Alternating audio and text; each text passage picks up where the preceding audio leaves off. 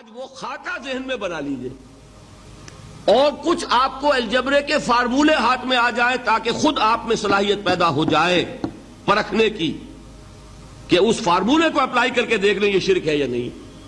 یہ دو کام تو میں انشاءاللہ آج کر دوں گا، آپ مطمئن رہے. باقی یہ کہ تفصیل وہ تو ہر سلسلے میں تفصیل پھر بہت ہوگی. وہ شوق ہو تو وہ کیسٹ آپ سنیے. تو تین تقسیمیں ہو گئی. شرک فی الذات، اللہ کی ذات میں کسی کو شریک کر دینا،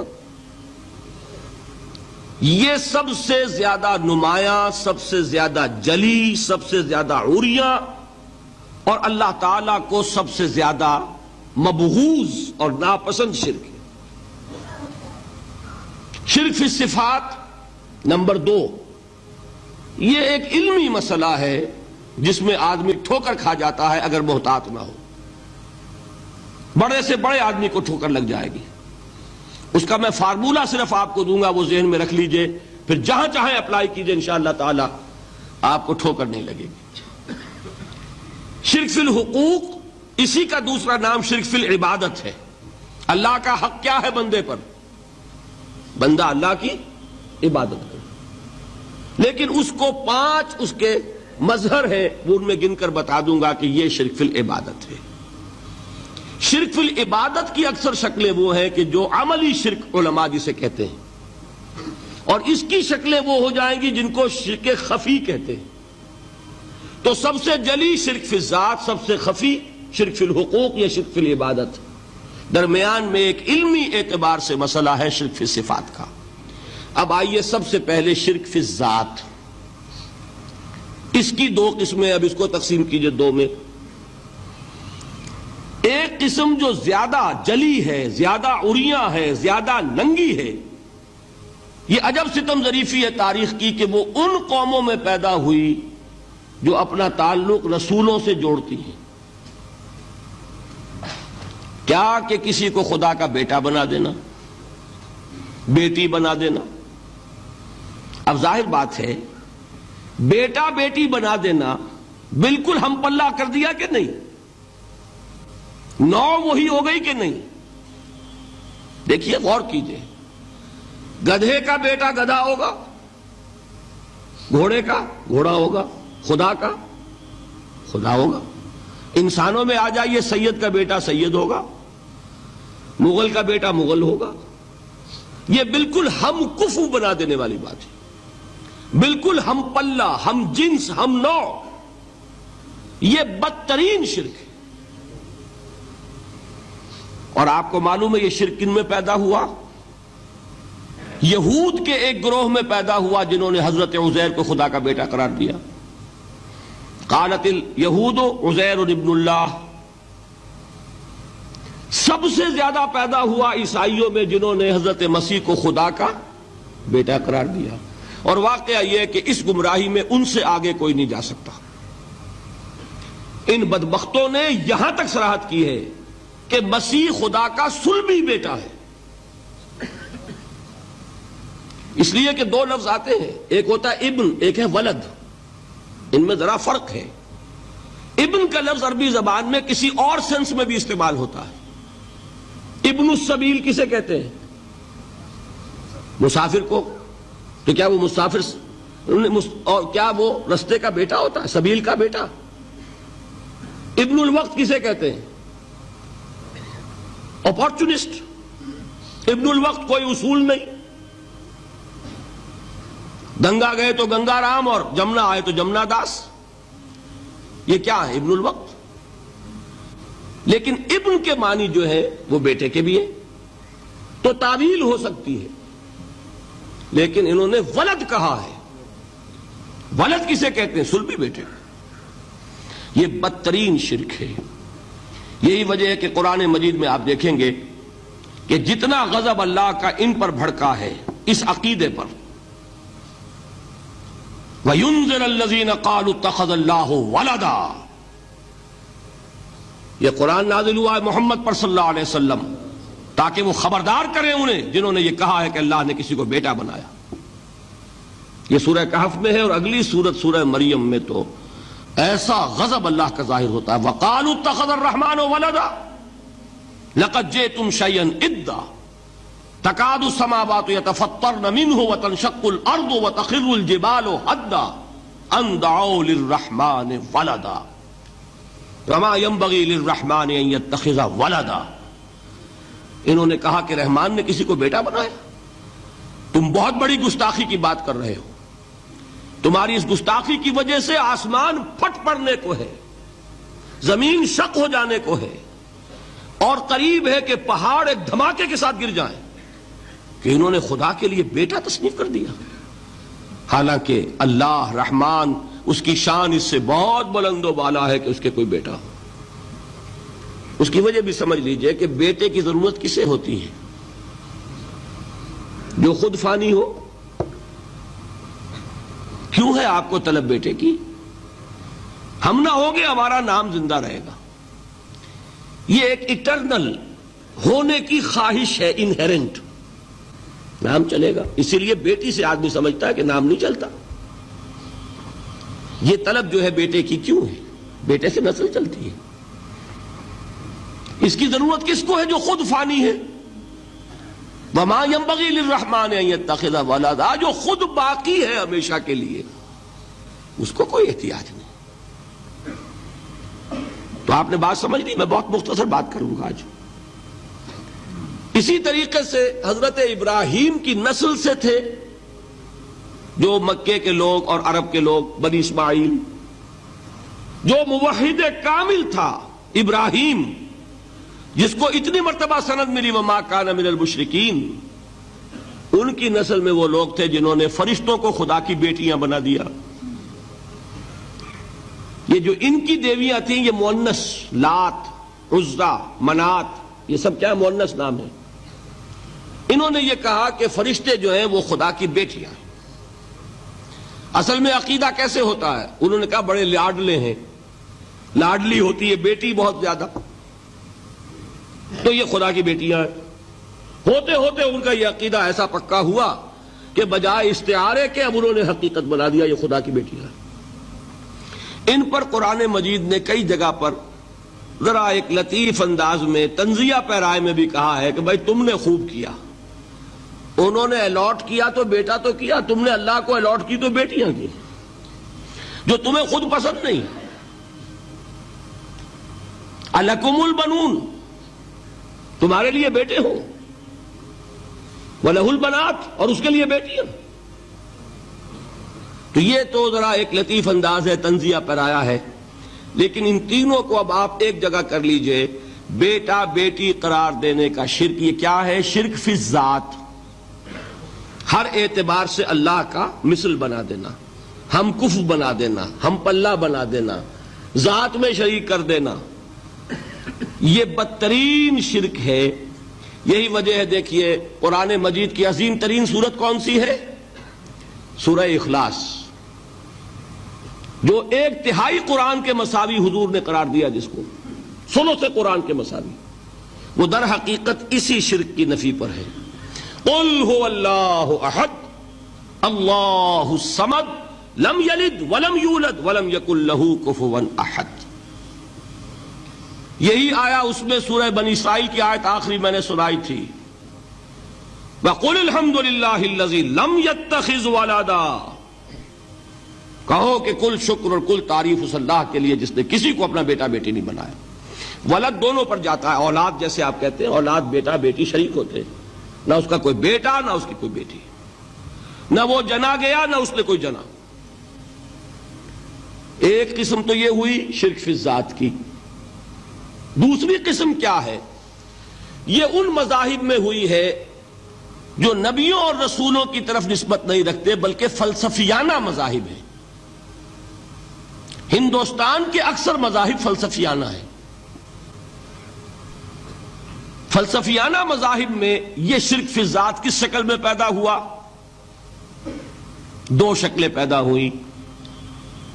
ایک ہماؤست اور ایک حلول. حلول کیا ہے؟ اللہ نے کسی انسان کے اندر اپنے آپ کو حل کر دیا, انسانی شکل میں وہ خود ظاہر ہو گیا. اوتار کا عقیدہ, انگلش میں گاڈ انکارنیٹ، عیسائیوں میں بھی حضرت مسیح کو گاڈ انکارنیٹ بھی قرار دیا جاتا ہے۔ خود خدا نے یہ شکل اختیار کر لی۔ رام چندر جی ہوں، کرشن جی مہاراج ہوں، کیا ہے؟ یہ اوتار ہیں، اللہ نے ان میں حلول کیا یا اللہ نے ان کی شکل میں ظہور کیا۔ سمجھ میں آ گیا؟ اور ایک عقیدہ کیا ہے؟ یہ بڑا فلسفیانہ مسئلہ ہے، دیکھیے بڑا ٹیڑھا مسئلہ ہے یہ، لیکن میں اس وقت اس کی تفصیل میں نہیں جاؤں گا، بہت باریک باتیں ہو جائیں گی۔ مسئلہ کیا ہے کہ اگر خدا کو مان لے تو پھر سوال یہ ہے کہ خدا نے اس کائنات کو کیسے پیدا کیا؟ یہ ایک سوال آتا ہے ذہن میں، جس کے نہیں آتا وہ کہے گا پاگل پن ہے، خامخواہ اس پر کیوں سوچتے ہیں، لیکن جس کے ذہن میں سوال آ گیا اس کے لیے بڑی مصیبت ہو جاتی ہے۔ وہ تو سوچتا ہے، انسان کا اختیار نہیں ہوتا اپنے ذہن پر، وہ لاکھ روکے اسے مت سوچو، وہ اور سوچے گا۔ یہ مصیبت ہے فلسفیوں کی، کیسے پیدا کیا؟ اب ایک تصور تو یہ ہے کہ جیسے یہ میز ہے، بڑھئی نے بنایا اس کو، بڑھئی علیحدہ ہے، میز علیحدہ ہے، لیکن اس میں یہ بات ماننی پڑے گی کہ پہلے کوئی چیز تھی جس سے میز بنائی، لکڑی تو تھی نا، اس سے میز بنائی۔ لہذا ہندوؤں میں ایک عقیدہ یہ ہے کہ خدا بھی قدیم، مادہ بھی قدیم، خدا نے اس مادے سے یہ شے بنا دی، مادے سے یہ بنا دی۔ وہی مٹی کی تغاری ہوتی ہے، کمہار اس سے کوئی رکابی بنا دیتا ہے، کوئی وہ ہنڈیا بنا دیتا ہے، کوئی گھڑا بنا دیتا ہے، مٹی تو ہے نا پہلے۔ تو مادہ بھی قدیم، خدا بھی قدیم، اور مادے سے خدا نے یہ شکلیں بنا دی۔ ٹھیک، یہ بھی سنویت ہو گئی، توحید تو ختم ہو گئی۔ تو جن لوگوں کا ذہن تھا توحیدی لیکن اس مسئلے میں الجھ گئے، انہوں نے ایک اور شکل تجویز کی کہ خدا خود ہی اس شکل میں تبدیل ہو گیا۔ کیسے؟ جیسے برف پگھلتی ہے تو پانی بن جاتا ہے۔ پانی کہاں سے آیا؟ برف سے۔ اب کوئی پوچھے برف کہاں ہے؟ بھائی یہی پانی ہے، یہی برف ہے یا نہیں؟ اسی پانی کو آگ کے اوپر آپ نے رکھ دیا، وہ بھاپ بن گئی۔ اب آپ کہیں برف کہاں ہے، پانی کہاں ہے؟ یہی بھاپ جو ہے یہی در حقیقت پانی ہے، یہی بھاپ جو ہے یہی برف ہے۔ یہ ہے وہ ہماؤس پینتھیزم جس کو انگریزی میں کہتے ہیں، کہ خود خدا نے روپ دھار لیا اس کائنات کا۔ یہ دو فلسفے ہیں۔ کیا ہے یہ؟ بدترین شرک ہے۔ پہلی اگر شکل ہے تو وہ انسان خدا قرار پا گیا، جس کو اوتار مانا وہ خدا ہو گیا کہ نہیں؟ اور دوسری شکل میں تو ہر چیز ہی خدا ہے، یہ بھی خدا، یہ بھی خدا، پتھر بھی خدا، درخت بھی خدا، ہر چیز خدا۔ اس لیے کہ وہ برف پگھلی ہے تو پانی بنا ہے۔ وہ پانی چاہے زیر زمین آ رہا ہے، وہ پانی چاہے زمین کے اوپر دریا کی شکل میں آ رہا ہے یا زمین میں سوتے چل رہے ہیں، پانی تو وہی برف ہے جو پہاڑوں پر ہمالیہ پر پڑا ہوا ہے، وہی پگھل رہا ہے، یہ کچھ بن رہا ہے۔ یہ ہے شرک فی الذات کی دوسری قسم جو دنیا میں رہی، پینتھیزم اور انکارنیشن، یا حلول اور ہماؤست۔ سمجھ میں آگے؟ اب میں ایک بات آپ سے عرض کروں گا، اللہ کا اس امت پر بہت بڑا فضل ہے جس کا آپ کو شکر ادا کرنا چاہیے۔ اس نوع کے شرک سے یہ امت 15ویں صدی شروع ہو جانے کے باوجود تاحال بحیثیت مجموعی محفوظ ہے۔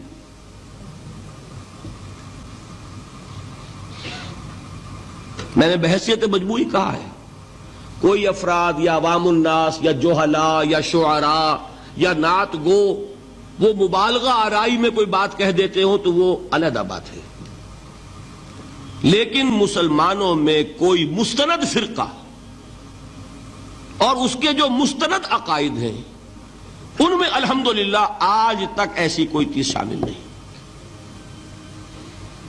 اس کا جب آپ تقابل کریں گے نا، آپ کا کیا خیال ہے عیسائیوں کو حضرت مسیح سے کتنی محبت تھی؟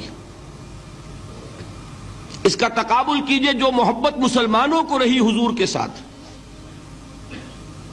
عیسائیوں کی محبت عشر عشیر نہیں بنے گی، اس محبت کے باوجود کہ ہمیں 10 گنا 100 گنا 1000 گنا زیادہ محبت ہے حضور کے ساتھ، لیکن دیکھیے کہ انہوں نے خدا کا بیٹا بنا دیا۔ یہاں کسی نے حضور کے بارے میں یہ بات آج تک کہی؟ یہ بہت بڑا کنٹراسٹ ہے نا۔ یہ در حقیقت عقیدت اور محبت کا غلو ہوتا ہے۔ تو عقیدت اور محبت کی کمی تو یہاں بھی نہیں، الحمدللہ ان سے زائد ہے، لیکن الحمدللہ ثم الحمدللہ ثم الحمدللہ خدا کا بیٹا تو کسی نے نہیں بنایا۔ اچھا، میں ایک اور کنٹراسٹ آپ کو دکھاتا ہوں تاکہ آپ اللہ کا شکر کریں۔ حضرت علی کی کیا نسبت ہے حضور کے ساتھ؟ نبی اور امتی۔ حضرت علی کو خدا کہنے والے پیدا ہوئے کہ نہیں؟ بتائیے نا، کیا وجہ ہے کہ علی کو خدا کہنے والے پیدا ہوئے لیکن محمد کو خدا کہنے والا پیدا نہیں ہوا صلی اللہ علیہ وسلم ورضی اللہ تعالی عنہ؟ بہت اہم بات ہے، غور کیجئے گا اس میں۔ حالانکہ حضرت علی کا رتبہ کہاں، حضور کا کہاں؟ آج بھی آپ دیکھیے، آپ کے جاہل عوام کے زبان پر نعرہ یا علی مدد کا ہوتا ہے، یا محمد مدد کسی نے کہا آج تک؟ یہ یا محمد لکھنے کے کام آتا ہے صرف، وہ مسجد پہ لکھ دو تاکہ پتہ چل جائے یہ فلاں فرقے کی مسجد ہے، دوسرا خود ہی بھاگ جائے وہاں سے۔ یہ صرف اس کام کے لیے ہے۔ باقی جہاں اصل میدان میں بات آتی ہے، کوئی نعرہ لگاتا ہے یا محمد مدد، محمد کا رتبہ اونچا یا علی کا، تو ان سے کیوں نہیں مدد مانگی؟ یہ سوالات آپ کے سامنے رکھ رہا ہوں میں۔ پھر یہ کہ جس طریقے سے کہ غوث اعظم کو پکارا جاتا ہے، کیا محمد کو پکارا جاتا ہے؟ کیا نسبت ہے؟ حضرت علی تو پھر بھی صحابی ہیں، خلیفہ چہارم ہیں، حضور کے چچا داد بھائی ہیں، داماد ہیں۔ غوث اعظم تو بہرحال وہ نسبت تو نہیں ہے۔ دیکھیے، میں اس کا تعلق جوڑتا ہوں ختم نبوت سے۔ جس طرح اللہ نے خصوصی حفاظت فرمائی ہے قرآن کی، اسی طرح خصوصی حفاظت فرمائی ہے محمد الرسول اللہ کی۔ یہ اسپیشل پروٹیکشن ہے، ورنہ نہیں ہو سکتی تھی۔ یہ خصوصی تحفظ ہے اللہ کا۔ یہاں بگاڑ پیدا ہو جائے تو صحیح کون کرے گا؟ اب حضرت مسیح کی اصل حقیقت تو حضور نے آگے بتا دی۔ ذالک عیسی ابن مریم قول الحق الذی فیہ یمترون ما کان للہ ان یتخذ ولدا سبحانہ۔ یہ حضور نے آ کر حضرت مسیح کی حقیقت بیان کر دی کہ نہیں؟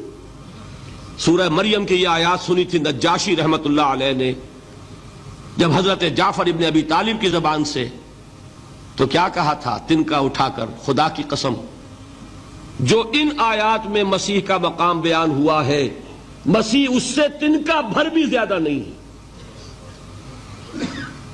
لیکن اگر محمد الرسول اللہ کو خدا کا بیٹا بنا دیا گیا ہوتا یا خدا بنا دیا گیا ہوتا تو کون آتا اس کی اصلاح کے لیے؟ جیسے قرآن مجید کا تحفظ ہے، ایسے ہی محمد الرسول اللہ کا تحفظ ہے۔ وہ تحفظ ہوا کیسے ہے؟ جتنا قرآن مجید نے ایمفیسائز کیا حضور کی بشریت کو، قل انما انا بشر مثلکم، اے نبی ان کو بتاتے رہیے، بار بار بتائیے کہ مجھے کچھ اور نہ بنا لینا، میں بھی بشر ہوں، انسان ہوں۔ ہاں مجھ پر وحی ہوتی ہے، تم پر نہیں ہوتی، یہ فرق ہے۔ میں رسول ہوں، تم نہیں ہو۔ یہ بعد میں ذرا اور مسئلہ میں واضح کروں گا، ابھی صرف یہ نوٹ کیجئے کہ یہ تحفظ جو ہے، جیسے قرآن کو تحفظ دیا لیکن اس کے لیے ذرائع بھی ہے نا۔ یہ حفظ قرآن کا سلسلہ جو ہے یہ اس کا ذریعہ بنا، یہ رمضان میں تراویح جو ہے اس کا ذریعہ بنی۔ ہمارے ملکوں کے اندر تو حفاظ کو مسجدیں نہیں ملتی، تلاش کرتے پھرتے ہیں، اور ایک جیسا کہ اینول جشن ہوتا ہے قرآن مجید کا، ہر حافظ اپنا حفظ تازہ کر رہا ہے، حفاظ لگے ہوئے ایک دوسرے کے ساتھ تازہ کرنے میں۔ یہ ذریعہ ہے اللہ تعالیٰ نے کہ جس کے ذریعے سے قرآن کو محفوظ کیا. تو حضور کو جو حفاظت دی اس کا ایک طریقہ کیا ہوا؟ قرآن مجید میں حضور کی بشریت کا نمایاں کرنا، اور دوسرا یہ کہ خود حضور نے ایسی باریک بینی سے روکا. یہ بھی آپ کو پسند نہیں تھا کہ میں آؤں تو تم کھڑے ہو جاؤ. سنا کہ نہیں سنا آپ نے؟ صحابہ کو آپ روکتے تھے. ایک صحابی کی زبان سے نکل گیا ما شاء اللہ و ما شئت، جو اللہ چاہے اور جو آپ چاہیں. فوراً ٹوک دیا اجعلتنی للہ ندا، کیا تم نے مجھے خدا کا مد مقابل بنا دیا؟ مشیت صرف اس کی ہے. یہ روک ٹوک، یہ وہ چیزیں ہیں کہ جس کی بنا پر اللہ نے تحفظ عطا فرمایا. یہ جو آپ نے فرمایا میری قبر کو کسی جلسے اور جشن کا مرکز نہ بنا لینا، فرمایا کہ نہیں فرمایا؟ اللہ تعالیٰ لعنت فرمائے بنی اسرائیل پر کہ انہوں نے اپنے نبیوں کی قبروں کو وہ میلہ گاہ بنا لیا. یہ ساری وہ ہیں، یہ تحفظات ہیں، یہ بچاؤ ہے. یہ امت کو متنبہ کیا جا رہا ہے کہ محبت اور عقیدت کا غلو جیسے پہلے ہوا، یا اہل الکتاب لا تغلو فی دینکم، اے کتاب والو اپنے دین میں غلو سے کام نہ لو. یہ غلو محبت، غلو عقیدت ہے جس کی بنا پر وہ خدا کے بیٹے بنا دیے گئے. اور اگر وہ ہوتا یہاں اللہ کا نہ معلوم اللہ کے برابر کس طریقے سے حضور کو بنا دیا جاتا. لیکن قرآن نے خود حضور نے اس کی پیش بندی کی، جس کا ظہور ہم دیکھ رہے ہیں کہ اللہ کے فضل و کرم سے یہ امت تا حال بحیثیت مجموعی محفوظ ہے.